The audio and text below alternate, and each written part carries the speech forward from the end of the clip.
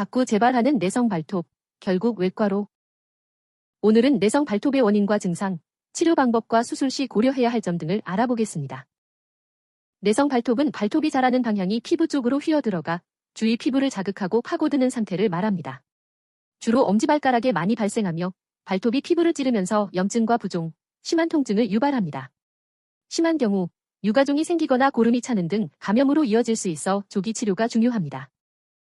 내성 발톱이 생기는 이유는 크게 4가지가 있습니다. 첫 번째, 잘못된 발톱 손질 습관입니다.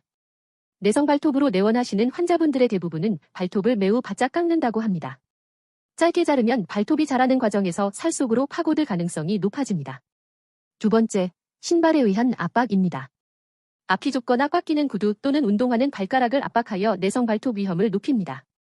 보행량이 많은 생활 환경에서는 더 주의가 필요합니다. 세 번째, 무좀 등 발톱 질환입니다.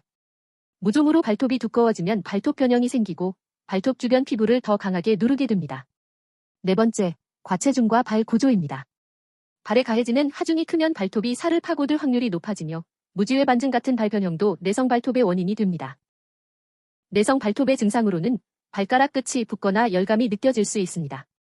또한 걸을 때 심한 통증을 느끼고 피부 발적과 진물이나 고름이 생길 수 있습니다. 심한 경우 살이 과도하게 증식하는 유가종이 발생할 수 있습니다. 특히 유가종이 생기면 작은 자극에도 쉽게 출혈이 생기고 악취를 동반하기도 합니다. 만약 이런 증상이 나타난다면 집에서 자가 처치를 반복하지 말고 빠른 시일 내에 전문 진료를 받는 것이 안전합니다. 내성 발톱을 예방할 수 있는 생활 습관을 알아보도록 하겠습니다.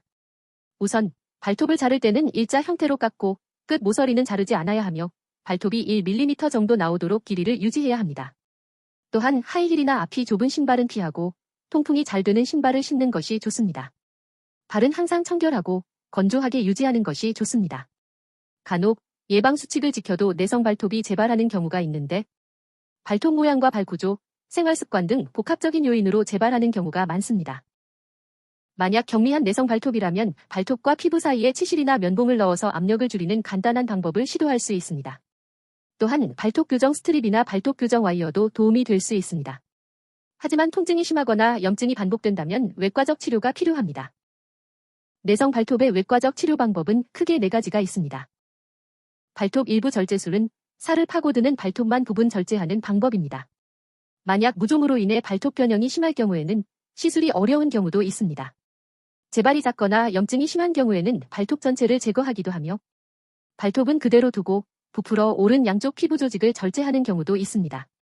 최근에는 특별히 제작된 형상기억 합금으로 만들어진 의료용 발톱 교정기를 끼워서 변형된 발톱이 정상적인 모양으로 자라도록 교정하는 치료 방법도 있습니다.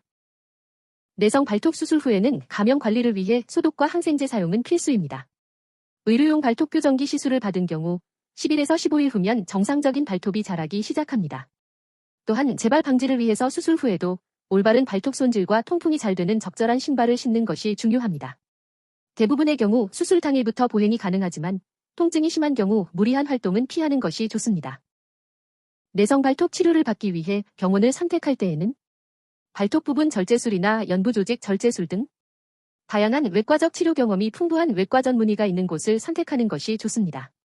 또한 수술 후 염증 관리 프로그램이나 재발 방지를 위해 올바른 발톱 관리법을 교육해주는지도 중요합니다. 발톱은 단순히 미용 문제가 아니라 보행과 건강에 직결되는 부분입니다. 내성 발톱의 예방과 관리, 필요시 신속한 치료가 필수입니다.